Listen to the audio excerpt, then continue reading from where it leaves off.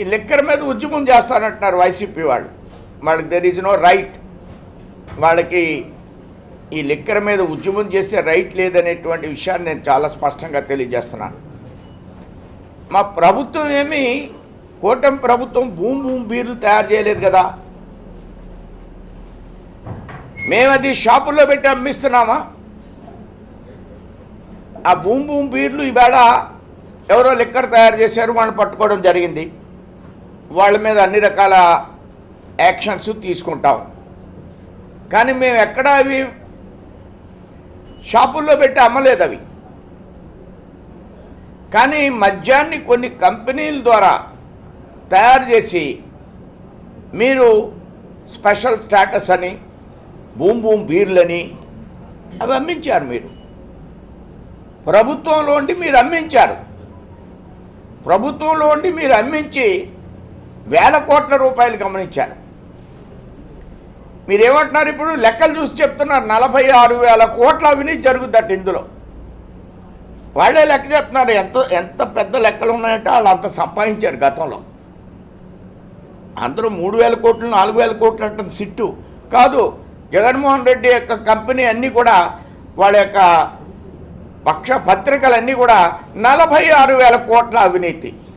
ఏంటి అంటే పట్టేసుకుంటే వాళ్ళు లోపల పెట్టేస్తే దీని అవినీతి గురించి లెక్కలు వాళ్ళు చెప్తున్నారంటే 46,000 కోట్లు మీరు గతంలో లిక్కర్ 5 సంవత్సరాలు అమ్మి మీరు సంపాదించారు అనే దానికి మీరు తార్కాణం చెప్తున్నారు. మీకు ఎలా తెలిసింది 46,000 కోట్లని?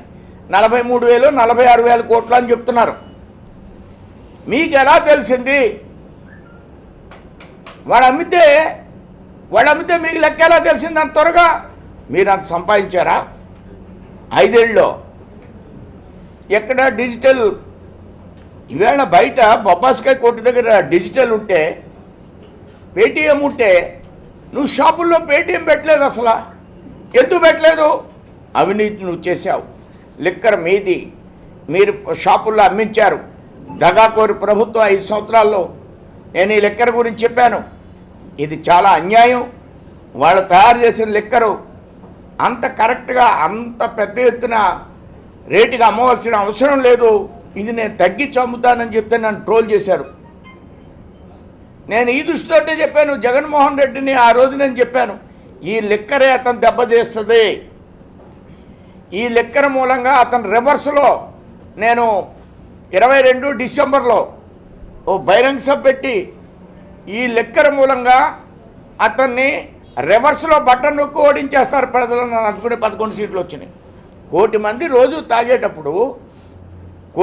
రోజు తాగేటప్పుడు నీ ఇష్టం వచ్చిన డబ్బు పెట్టి నేను ఇప్పుడు షాప్కి వెళ్ళి వచ్చాను. అనేకమైన వస్తువులు చూశాను.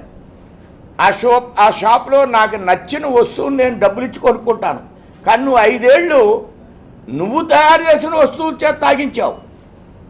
అందుకునే ప్రజలు రివర్స్ అయిపోయారు నీ మీద. నువ్వు తయారు చేసిన వస్తువును బలవంతంగా అమ్మించావు ప్రభుత్వ దుకాణాల్లో. ఈ జాతికి క్షమాపణ చెప్పాలి ఇవాళ జగన్మోహన్ రెడ్డి. నీవు తయారు చేసిన బీర్లు, నీవు తయారు చేసినటువంటి స్పెషల్ స్టేటస్ ఇవన్నీ షాపులో పెట్టి 5 ఏళ్ళు అమ్మించావు. 5 ఏళ్ళు అమ్మించిన మూలంగా 5 ఏళ్ళు బలవంతంగా తాగిన మూలంగా నిన్ను ఈ రాష్ట్రాల నుంచి 11 సీట్లకు పరిమితం చేశారు. ఈవేళ ఎలాగ ఉద్యమం చేస్తావు? దేనికి ఉద్యమం చేస్తావు? మాట్లాడడానికి కనీసం అర్హత లేదనే విషయాన్ని నేను చాలా స్పష్టంగా తెలియజేస్తున్నాను. బ్రాందీ గురించి ఉద్యమం చేస్తారు. బ్రాందీ తయారు చేసి అమ్మేవాళ్ళు బ్రాందీ గురించి ఉద్యమం చేస్తారు. 2 వ్యక్తులు తయారు చేశారు, వాళ్ళు పట్టుకున్నారు. వాళ్ళు వస్తే పట్టుకున్నారు, వాళ్ళని అరెస్ట్ చేశారు, వాళ్ళ పార్టీని సస్పెండ్ చేశారు. ఇవన్నీ జరిగిన తర్వాత కూడా ఇంకా ఉద్యమం చేస్తాం, మేము ఉద్యమాలు చేస్తాం, బజార్కి ఎక్కుతాం అంటే ప్రజలకు అందరికీ జ్ఞాపకం చేయడం. మరలా మీరు చేసినటువంటి పని ఈవేళ నాకు గుర్తొచ్చిందంటే మీ ఉద్యమాలు. ఆ దృష్ట్యా ఉద్యమాలు మానుకోండి. లేదంటే ఆవేళ చేసినటువంటి ఉద్యమం, ఆవేళ చేసినటువంటి కల్తీ మద్యమం వీటిలన్నిటి మీద కూడా చర్చ చేయవలసినటువంటి సందర్భం ఏర్పడుతుందని మీ ద్వారా తెలియజేస్తూ నేను ముగిస్తున్నాను. ఏమండి మెడికల్ కాలేజీలో ప్రైవేట్ పరం చేస్తాం, దాని మీద రాతంతం చేస్తాం. మనం జగన్ కూడా పోయించాం. గవర్నమెంట్ ఎవరైనా మెడికల్ కాలేజీలు అన్ని మెడికల్ కాలేజీల్లో ప్రైవేట్ మెడికల్ కాలేజీలో ప్రభుత్వానికి సంబంధించిన కోటా ఉంటుంది. కొన్ని సీట్లు మాత్రమే